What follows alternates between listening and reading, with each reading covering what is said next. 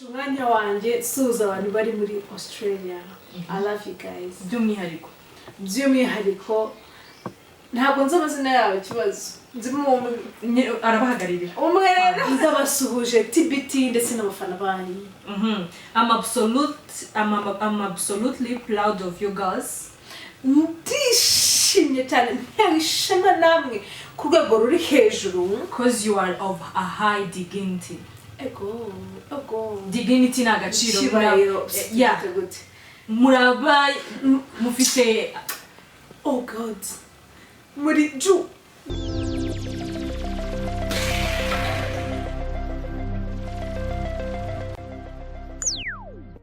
Welcome back kuri TBT Rwanda. Wowe ujye ufata umwanya wawe ukatureba ugafata igihe ukavuga ati mananje bisa no TBT wa postinze biki ukumva ubigiriye umutwaro ndagusuje cyane kandi nkubwira ko agaciro ku buzima bwacu. Uyu mwanya rero ni umwanya wa comment review aho tuba turimo kwihuza cyangwa se n'umwanya tutatubonye wo kuganira n'abakunzi bacu tureba ibitekerezo byabo ndetse aho muherereye hose mujye muvuga ngo aho dusuhuza mwese rabasuhuje ya ntara nayimenye yagira bwango sika uretse ko n'ubu biragoye gusa ngo iyo state ngo ariko uvuga nibaza ko bivanye n'ukuntu wariko ukivuga ndakeka ari city bita Saskatoon uwo ni umujyi iri muri province ya Saskatchewan.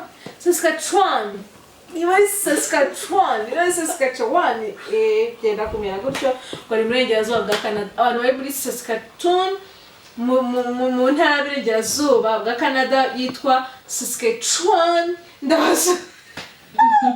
Ndabasuhuje kandi mbaze ndemwiriwe amakuru nari meze nk'abana ku kiganiro njyenyine nibyo nari nabaje gutekereza nabaje gusobanura bari muri Saskatchewan bari Saskatoon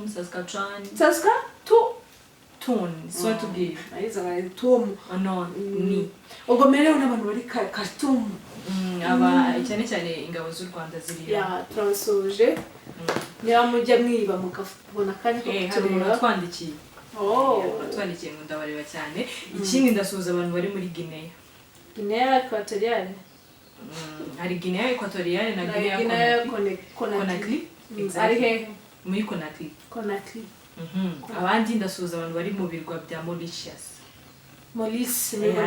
twandikiye yanyandikiye ejo kuri Instagram ngaradukunda cyane ari mu birwa bya Maurice turamusuhuje nawe abari Abu Dhabi tuzagira rwose abantu bari muri England UK ntabwo ari bimwe baraza kudusobanurira England ariko iri muri United Kingdom ifite nuza nyinshi ariko na England irimo ariko ntabwo ari bimwe ubu ni uko wavuga ngo abantu bari muri Kigali hari abantu babyitiranye bavuga ngo UK England it's the same thing ntabwo ari bimwe England iri muri UK abantu rero bari muri uko duce tugiye dutandukanye muri mu Faransa basuza inshuti zanjye ziri mu Faransa nanjye kansuza inshuti zanjye ziri mu Bwongereza kwazishuje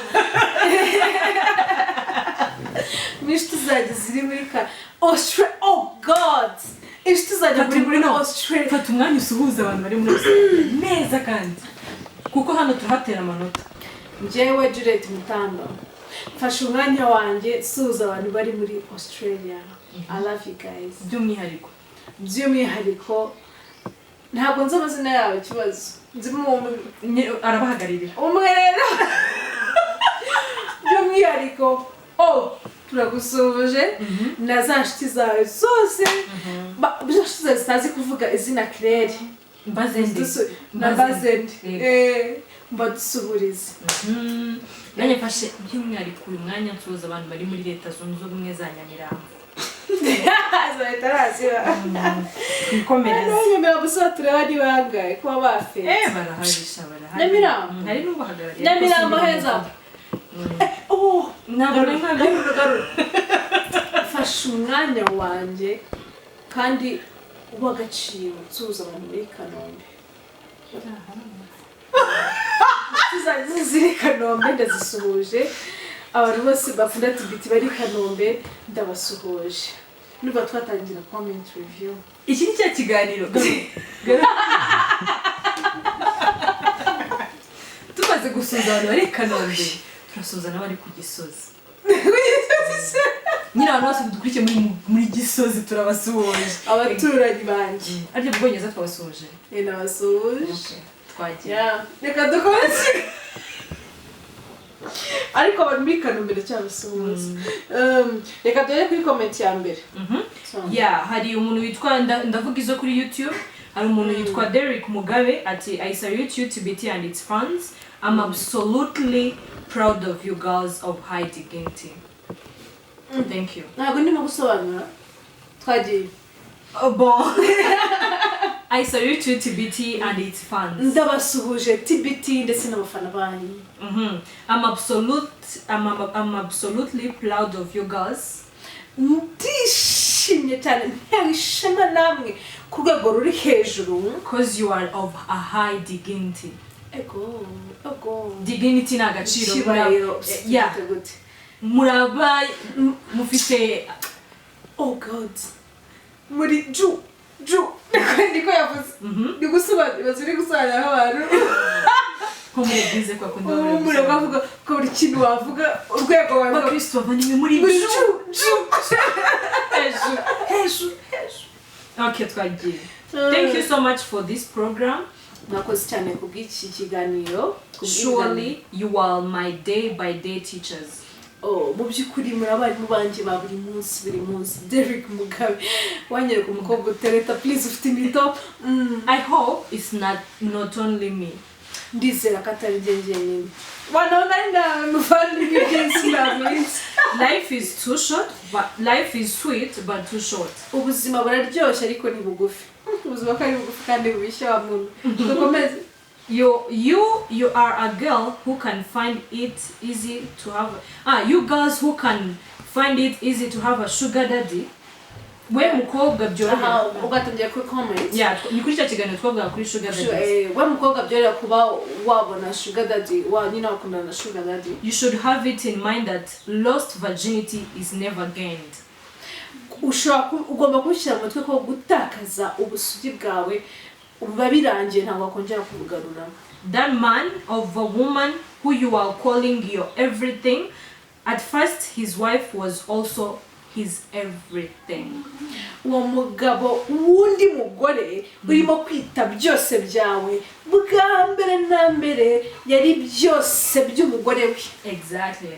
nukuvuga ngo nawe bizasemuka. The target of a man is to see you nakedness. Is to see your nakedness, like comment. intumbero cyangwa se target y'umugabo. y'uwo mugabo ni ukukubona wambaye ubusa, kubona ubusa bwawe. Exactly. niyo ntumbero ye. Otherwise there's no love of sugar daddy. ubwo rero nta rukundo na rukeya rwa sugar daddy wapfa kubona wambaye ubusa. Good time Claire and Juliet, not forgetting fellow fans of TBT. ibihe byiza Juliet Mutamba ndetse na Claire Mbazinde ntibagiwe n'abafana ba TBT. Derek Mugabe, thank you. ati bitomo hano hari n'indi ya Derek Mugabe. Really? yego ku kindi kiganiro. Wow. ariko ye bakobwa mufite ubumenyi buri hejuru. surely buri hejuru for sure. buri hejuru yego. surely you teach and it's not only to the people with many children ugari kuva byandi by'abana byo kurana n'abana but also to the people who marry before having their own house cyangwa own home. surely it is hard to find two couples in one house. Mother father with their son and his wife. nyine yashatse kuvuga kwa kuntu ushaka nyine utari wagira inzu yawe ukajya kubana n'ababyeyi bawe.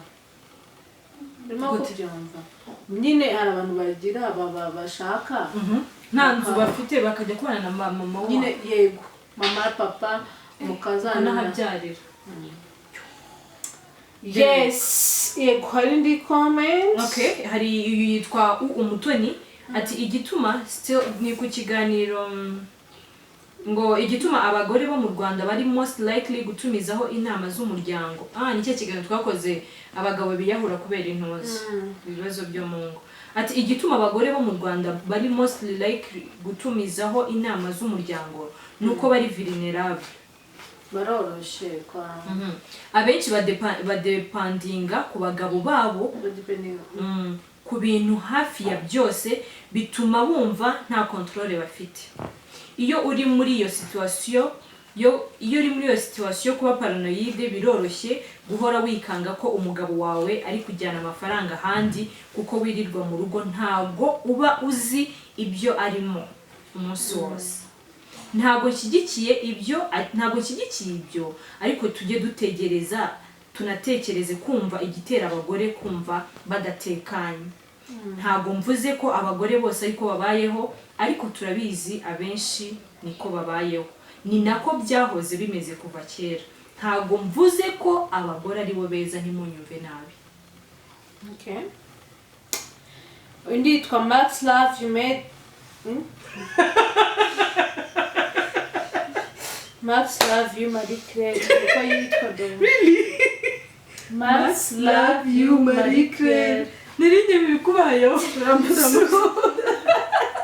Ni Max nkunda wowe Claire, okay? Ubundi nicyo bivuze Igiki. ni cya kiganiro cy'ababyeyi barana n'abana Okay. bakagera. Ubundi nicyo bivuze. Ubwo niba ufite abana benshi bivuze ko akabariro wagakoze wivuye inyuma. Rero ushatse washyiramo pause. Murakoze. Max Love You Marie Claire. Umukobwa ni Muraho.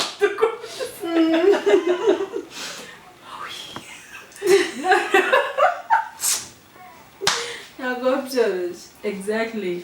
Hari uyu nguyu nanone yitwa ngo Janet ati abagabo ntabwo muri DNA yabo birimo ibyo kuganira abantu. Still turacyari kuri cya kiganiro cyo kwiyahura kw'abagabo. Ntabwo harimo ibintu byo kuganira abantu ibyabananiye mu rugo iwabo. Ariko ndumva bajya bagira inshuti baganiriza wenda byaruhura mu mitwe yabo. Barabiza muri DNS ubu. Indi comment nayo niyo kuri YouTube yitwa ngo Janet ati icyambere abagabo ntabwo muri DNA yabo bibarimo ibyo kuganira abantu ibyabananiye mu rugo iwe. Ariko ndumva bajya bagira inshuti baganira wenda byabaruhura mu mutwe. Ati muri DNS atabizamo. Uriya miterere y'abagabo. Ati icyambere bamwe mu bagabo iyo bashatse abagore babaca ku nshuti n'abavandimwe babo. Abagabo nibo baca abagore ku nshuti cyangwa abagore nibo baca abagabo ku nshuti? Rero umugore yamwihererana ndumva ari abagore. Abagabo iyo bashatse nyine abagore babo babaca ku nshuti zabo. Ntabwo ndimo kubyumva. Abagore baca iyo umugabo amaze gushaka umugore amuca ku nshuti ze. Ibyo yavugaga. Ntabwo ari bose.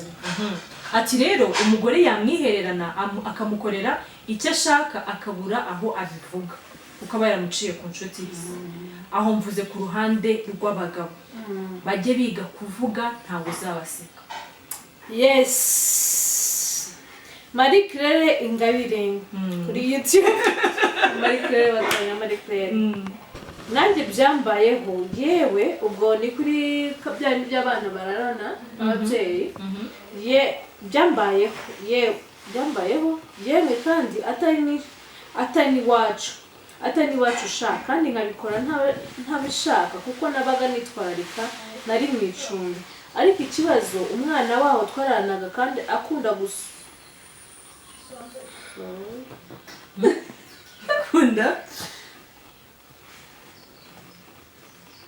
no gusohoka hari. Bavuze ko yadutse nabi no gusohoka. Akunda gusohoka cyane. Anywa inzoga sana ariko wanditse Nyagasani. Indi comment nayo turacyari kuri YouTube. Hari umuntu yitwa ngo Imakire Nyandwi ni ku kiganiro tumaze iminsi dushizeho cy'abagabo bahisha amakonti abagore babo. Yaravuze ati reka mbega mubivuga murabizi. Arayiguhisha mu nyuma yamara nko guhomba iyo konti yaguhishe akaza akakubwira ngo ibintu bimeze nabi kandi utazi iyo biva n'aho bigana. Abagabo babikora ndabasuhuje ndabikundira ntabigememwe. Yego nanjye reka mufashe kubasuhuza. Umugabo ngagatanga akubwira ati mva bisi nabi stress mva amafaranga yarabuze kumbe ya konti yawe. Akoze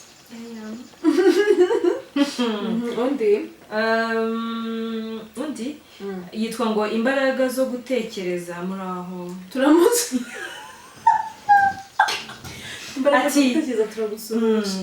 ati mbonye indi mpamvu yiyongera kuzizatuma nzatinda gushaka. Icyo cyari ikiganiro tuvuga abagabo impamvu bari kwiyahura muri ino minsi. Uwo muntu ariko barakomenze mu inshuro nyinshi twavuze ku bintu by'imbaraga zo gutekereza. Ntabwo nzi nimba ari we ariko uwo muntu uruvuga ngo mbonye indi mpamvu yiyongera kuzatuma ntashaka. Okay, hari abamusubije. Yitwa Nteziryayo Priska. Priska ntabwo ajya abahereza burya. Yego ati ngo gutinda ni uburenganzira bwawe ariko ntiwibwire ko hari igihe tuzageramo ibintu bikagenda neza nk'uko ubishaka ku buryo wibwira ko aricyo kizagufasha gushaka. Kuko uko iminsi yicuma niko ibintu birushaho kuba bibi. Uzashake cyangwa ubireke. Muraho ko yarakaye. Turamusuhuje. Ariko ramugari kuvuga ngo ubona imbaraga zo indi mpamvu yongera kuzatuma udashaka uzajya uzibona buri munsi. Ariko hari n'izatuma ushaka uko ahubwo uzashyire ku munzani urebe nimba ibyatuma ushaka ari byo ibyatuma udashaka ari byo byinshi kurusha ibyatuma ushaka. Ariko numva bitanakurimo uzabyihorera.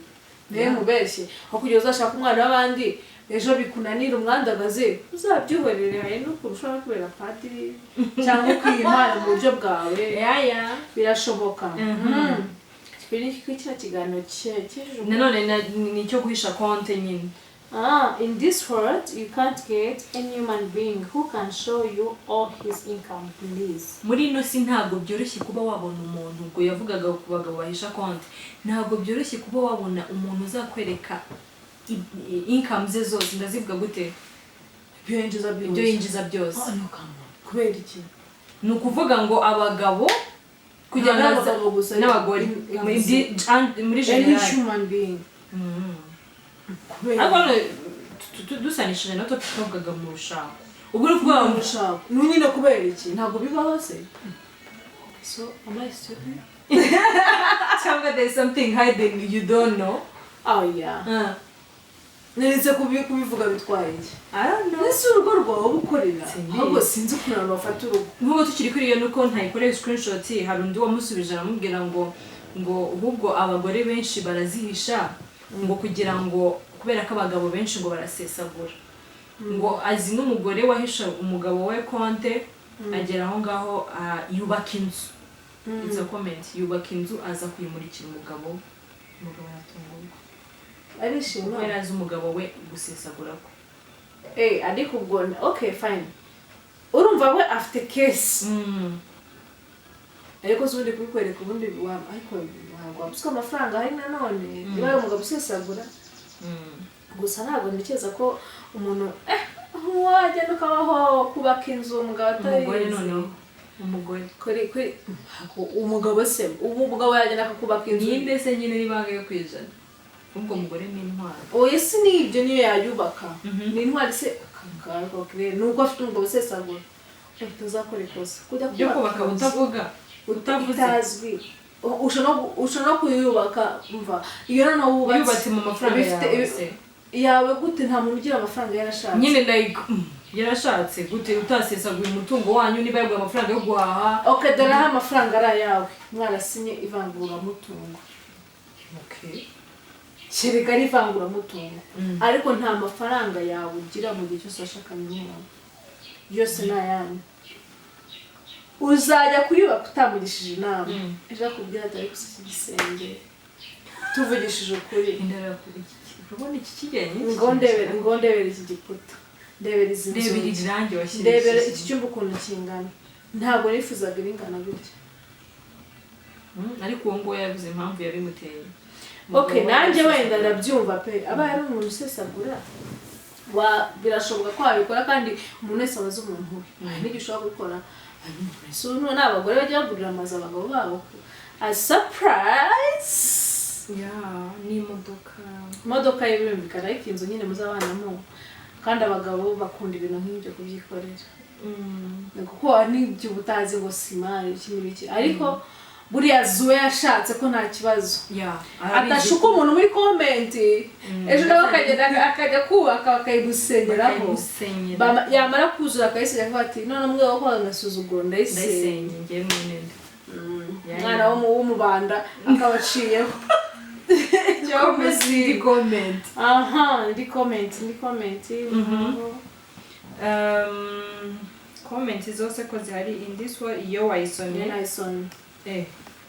nkunda Anaset ariko Julie umugore wanje Kellen wowe yitwa Kellen nawe se nyine ngo ni urugero natanze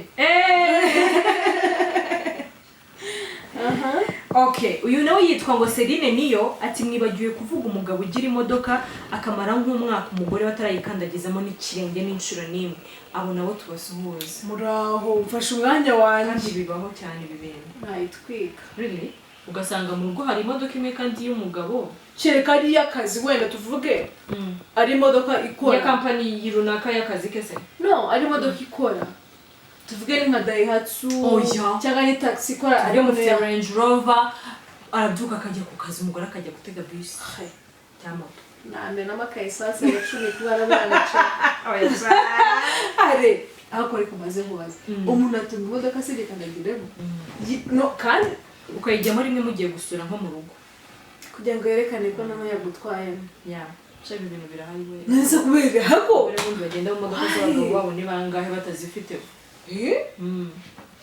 wise akabyuka rwose akigira mu kazi wowe gasigara ese ntabwo ugeze oya nta gategeko kugira ngo igihe cyose akujyane wenda yaba yakeye cyangwa nimukora n'ahantu hamwe ariko ku buryo aba ari ibintu by'ubugoma arimo aragukorera Mwari kaguma no kundepoza burya.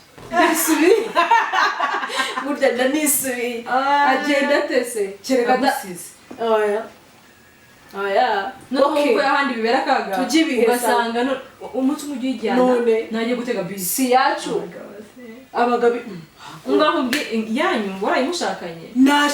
No iyo nakubwiye ngo iyo umuntu ashatse kereka wasinye ivangura mutungo cyangwa wasinye muhahana ariko niba twavanze ubutungo nushaka ufite etage 50 nza n'akavalize valize nayo wari we wayizashashe z'icyatsi ari we wayinguriye tuje inzu ni yanyu imodoka ni yanyu ngo iki bajye bakudepoza umvinyije yagiye kukubwira ahantu bibera ikibazo usubira nk'umugabo ko mwese muri bugendo no muhanda umwe mukagera haruguru sha akaba ataneka ibwiriza nga kugeza ari ku muhanda ari rufate bisi cyangwa moto akigendera ukaza inyuma n'amaguru akasugo wana bakoranye ke tuvugisha uko ibintu sima mukabye koko bibaho premo dukomeze twabonyeze umugore waranze kugenda mu modoka y'umugabo sinamukubwiye kigabo ngari kibi yaragishaze y'ukashaka ariko rero none se nje sinako wa muryango nakubwiye umugore